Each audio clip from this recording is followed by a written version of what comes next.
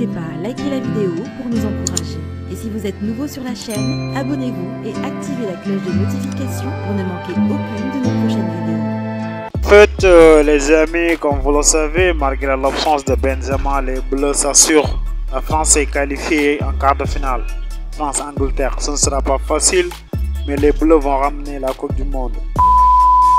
Pour France-Angleterre, est-ce que cette affiche pourra être l'affiche du final du Coupe du Monde et pourquoi? Cette affiche qui pourrait être une affiche de finale de Coupe du Monde, tant ces équipes montent en puissance, tant les effectifs sont impressionnants entre deux générations dorées, que ce soit la France représentée évidemment par Kylian Mbappé et l'Angleterre qui peut être représentée par plusieurs joueurs, Foden, Kane, mais j'ai envie de dire surtout Jude Bellingham.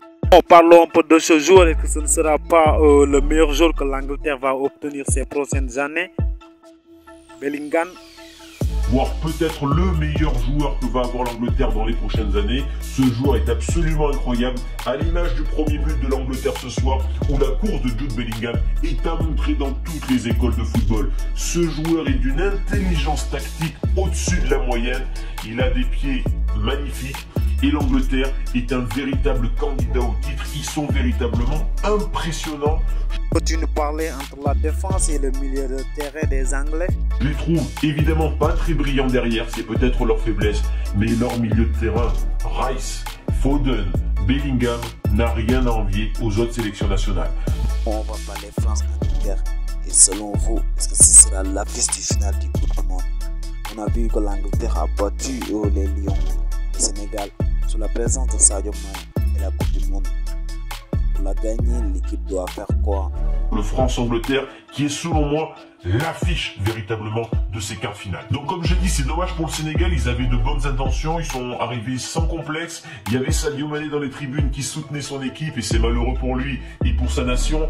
Mais le Sénégal, malheureusement dans ce genre de compétition, je le dis tout le temps, la C1, la Coupe du Monde, c'est l'efficacité dans les deux surfaces qui est primordiale. Et à ce jeu-là, malheureusement pour les Sénégalais, ce soir les Anglais ont été plus forts. Pickford a été impérial notamment sur sa ligne et c'est pas la première fois depuis le début du mondial qu'il est bon dans ses cages. Et puis devant, il y a peut-être trop de talent pour cette défense sénégalaise. Pour l'équipe française, comment vous voyez le secteur offensif anglais? À l'instar de l'équipe de France, le secteur offensif de l'Angleterre est juste monstrueux. Saka, côté droit, qui réalise une saison incroyable avec Arsenal. Harry Kane, évidemment, le leader de cette équipe d'Angleterre, qui est l'égal de Rooney, avec 53 buts, ou 52 buts, je ne sais plus, comme Olivier Giroud vient de le faire aujourd'hui. Il y a évidemment Foden, qui est le joyeux de Manchester City, et en plus de ça, on soutient, un peu comme Griezmann avec l'équipe de France, qui est lui en fin de parcours. Mais ils ont Jude Bellingham, un joyeux de 19 ans, qui physiquement se balade, qui tactiquement a un QI au-dessus de la moyenne.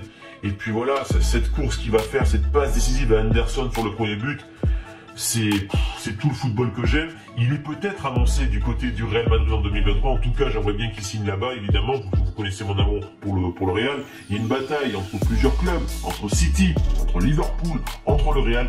On sait que le Real aime faire des gros coups après la Coupe du Monde. Je vais d'ailleurs en faire un TikTok. Il y a eu Hazard, Courtois et je ne sais plus quel joueur en 2018. Il y a eu Toni Kroos, James en 2014. Bref, à chaque Coupe du Monde, en 2010, c'était Ozil, Khedira et Di Maria. À chaque Coupe du Monde, le Real aime frapper des gros coups. Ça parle de Gakpo, ça parle de Bellingham. On suivra ça de près. Donc pour ceux qui aiment le Real, abonnez-vous. À la mi-temps, le sort était quasiment scellé avec ce deuxième but, cette contre-attaque éclair avec Jude Bellingham pour Foden. Foden a une touche de balle pour Kane et Kane qui va inscrire son premier but en Coupe du Monde. Souvenez-vous, il était meilleur buteur en 2018 et c'était une anomalie statistique que Kane n'ait toujours pas marqué dans cette Coupe du Monde 2022. Il a réglé l'avenir donc ce soir. Le troisième but, c'est Saka qui va le mettre sur un centre magnifique de Foden. Donc ces Anglais se trouvent bien devant, le milieu de terrain est solide avec Rice, Bellingham et donc Foden.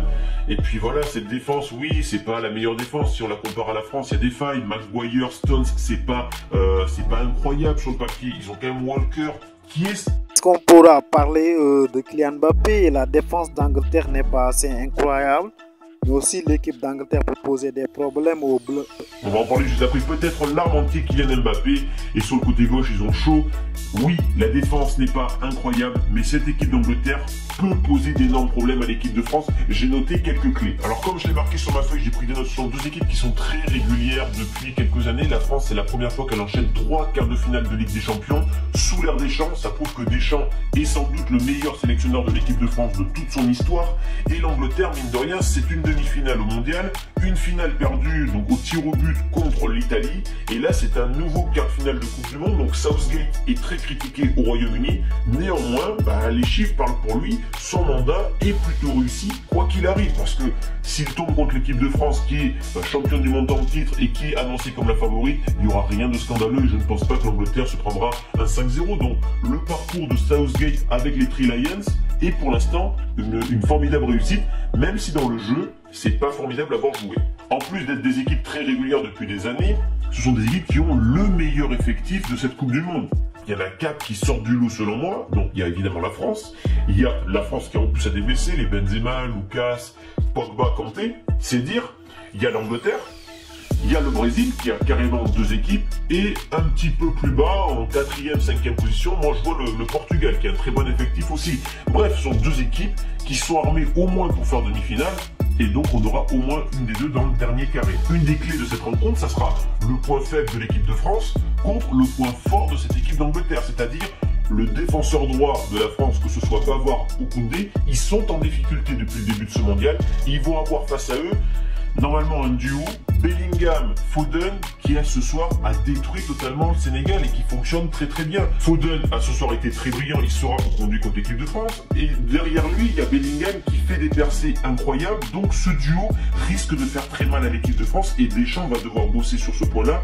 Comment stopper les percées de Bellingham et comment la défense côté droit de l'équipe de France va pouvoir, accueillir les attaques anglaises. L'autre clé de cette rencontre, ça sera comment l'Angleterre va stopper Kylian Mbappé qui est en train de battre tous les records. 9 buts en Coupe du Monde, il est devant Messi, il est devant Ronaldo, c'est le premier joueur à atteindre les 5 buts en phase à élimination directe de Coupe du Monde depuis un certain Pelé et ça date de 1958. Et là, il est tout simplement sur les traces de 2 records. Celui de Ronaldo, le Brésilien, qui a inscrit 8 buts en 2002. Et depuis 1978, il n'y a que Ronaldo qui a établi cette perf-là. Mais Mbappé, il en est déjà à 5. Et puis tout simplement, je pense que dans la tête de Kylian Mbappé, le record qu'il vise, c'est celui de Klose, l'Allemand, le meilleur buteur de toute l'histoire de la Coupe du Monde. Il en est à 16. Donc comment les Anglais vont stopper ça? Ils ont Kyle Walker.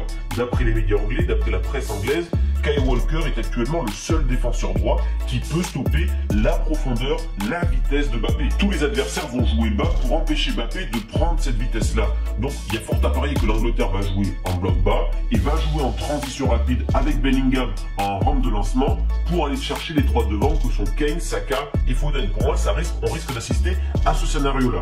Cependant, d'autre part, il y aura une bataille au milieu de terrain. Le milieu anglais est selon moi supérieur à celui de l'équipe de France. Je ne suis pas impressionné par les performances de Tchouaméni. Par contre, je suis agréablement surpris par Rabiot et agréablement surpris par le nouveau poste de Griezmann. Cette espèce de 8-10 qui fait pareil à l'instar de Bellingham, la transition entre le milieu et l'attaque. J'ai noté qu'il y aura évidemment un duel à distance entre les 2 buteurs Mbappé et Kane. Et si je devais partir sur un pronostic, je verrais quand même l'équipe de France un petit peu devant parce qu'elle a l'expérience de 2018 et selon moi, elle est plus solide sur toutes les lignes. Je pense que la défense de l'équipe de France, tu marques, tu gagnes des matchs avec une bonne attaque, mais tu gagnes une grande compétition avec une bonne défense. Et à ce jeu-là, je pense que la défense de l'équipe de France, elle est supérieure à celle de l'Angleterre, notamment la charnière centrale. Donc je pense que la France va s'imposer, ça sera compliqué, ça peut aller prolongation, ça peut aller au tir au but, mais je vois la France un chouïa devant. Si je devais donner un pronostic, je mettrais 55% pour la France et 45% pour l'Angleterre.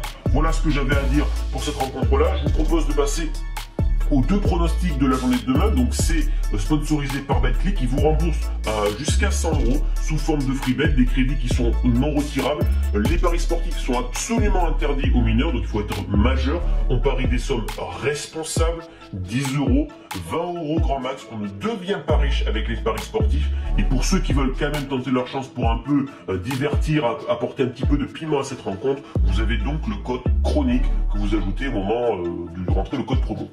Donc, On aura tout d'abord Japon-Croatie qui est une affiche très alléchante avec le projet Blue Lock du Japon contre la Croatie de Modric qui était finaliste en 2018. Dans mes pronostics, moi j'avais dit la Croatie légèrement devant et je vais continuer sur ce chemin-là. Je pense que la Croatie est pragmatique. Elle sait comment jouer et je pense que le Japon va partir un peu dans tous les sens. Ils vont avoir des temps forts, des temps faibles et que la Croatie va pouvoir exploiter ces moments-là. Je vois la Croatie d'un chouïa, même si évidemment j'aimerais bien voir cette équipe japonaise continuer son aventure tant ils sont beaux à voir. Donc le Japon est coté à 3,80, la Croatie à 2,07, donc Betclic me suit dans mon idée. Donc moi je partirais plutôt sur la victoire de la Croatie. Et la deuxième rencontre c'est Brésil-Corée du Sud. La Corée du Sud qui vient de battre le Portugal, qui a cherché son ticket au dernier moment à la place de l'Uruguay pour empêcher justement un duel 100% Sudam. Ils sont cotés à 13, le Brésil est coté à 1,24. Tite vient d'annoncer aujourd'hui que Neymar va faire son grand retour. Je vois le Brésil au-dessus parce que ils sont armés, ils ont une bonne équipe, ils ont un 11 incroyable, notamment pareil leur secteur offensif comme l'équipe de France, comme l'Angleterre, et on voit que ça fait la différence parce qu'au bout d'un moment, quand tu as tous les côtés à surveiller, ça devient compliqué, les défenses fatiguent, tu fais rentrer 3 nouveaux attaquants, ça devient... C'est trop difficile pour les défenses, notamment les défenses pas expérimentées comme la Corée du Sud. Donc je vois le Brésil s'imposer plutôt facilement comme l'Angleterre ce soir contre le Sénégal. Voilà les amis ce que j'avais à dire sur ça. Un très bon parcours pour le Sénégal. Ils ont fait 8e de finale sans Mané, c'est un exploit. Donc bravo à mes amis sénégalais. L'Angleterre était peut-être trop forte pour vous. C'est une équipe qui est candidate au titre et je pense pas que le Sénégal était armé pour aller au bout. Donc c'est une défaite plutôt logique dans l'ensemble.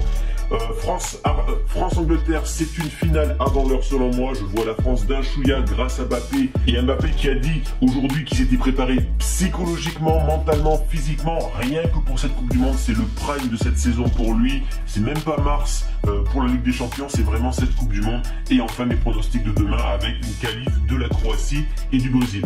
Bref les amis, c'était ça, l'Angleterre contre la France. Finale, ça se joue, ça se gagne. Donc les amis, n'oubliez surtout pas de vous abonner, d'activer la cloche de notification pour ne pas louper aucune de nos prochaines vidéos.